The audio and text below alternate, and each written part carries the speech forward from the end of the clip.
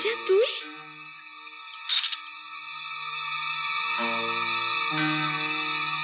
এটা কি হলো? শুরু। কিসের শুরু? ভাঙার।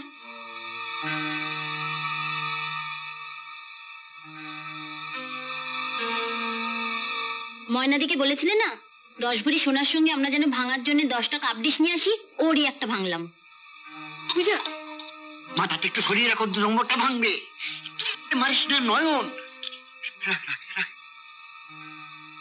এসো ঘরে এসো। দাঁড়ান, আপনার বাবাকে আগে 10 ভরি গয়না দিয়ে আসি। এই ঘর চ।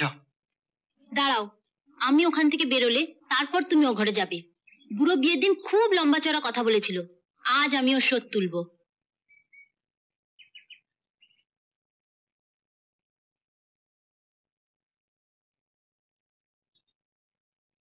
এই যে বুড়ো, তিন নাম হয় দিদি শ্বশুর মশাই। তুই আগে আমায় কি বললি? কই কিছু বলিনি তো। তুই ভেবেছিস আমি শুনিনি? তুই আমাকে বুড়ো বলিসনি? এই দেখো, 3 ছেলের বাপের কিরম 25,000 শখ, মাথায় এত বড় একটা টাক। বুড়ো বলবো না তো কি, ছোড়া বলবো? তুই এ বাড়িতে এসছিস কেন? বুড়োর মুখে হাসি ফোটাতে। কি বললি? এতক্ষণ বলেছি, এবার দেখাচ্ছি।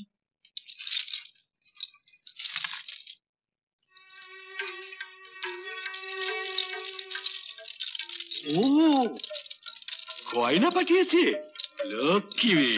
দে দে আমায় দে। আপনাকে দেবো না ময়নাদিকে পড়ার জন্য দিয়ে আসবো?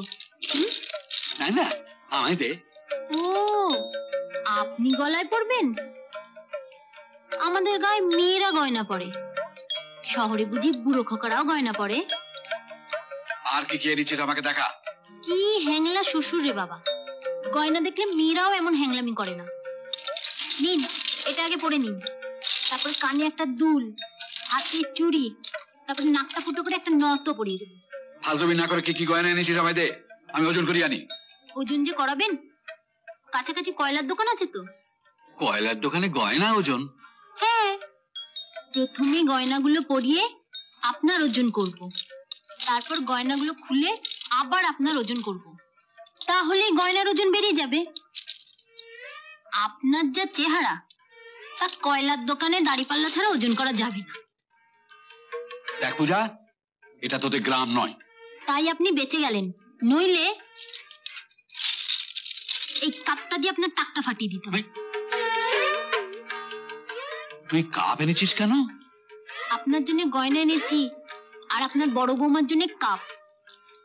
এই নিন আপনার গয়না।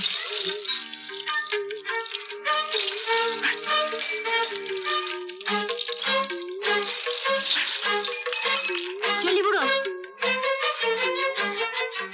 ছি ছি ছি,